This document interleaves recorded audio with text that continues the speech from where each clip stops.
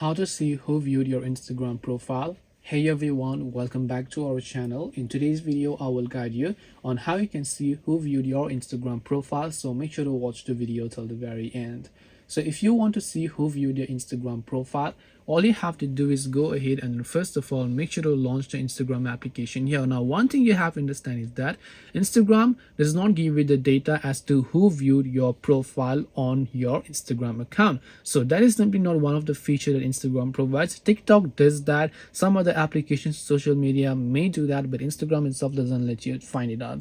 But there are numerous ways, and one of the ways I recommend is that if you have a public account, so you don't have a private but you have a public account, and then you always upload your stories, what happens is that whenever you view the story views, you might find someone who is actually from your following list, but you might also find someone who is not in your following list. And the people who are not in your following list went to your profile, view your story, which also means that there is a high 90% of the chance that they have also viewed your profile. So that's one of the ways to figure it out. Unfortunately, there are no other ways as of now. If Instagram does make an update with it, I will also make sure to update you about it. So make sure to subscribe to the channel. If you have any questions, feel free to leave them down. Thank you for watching and see you in the next video.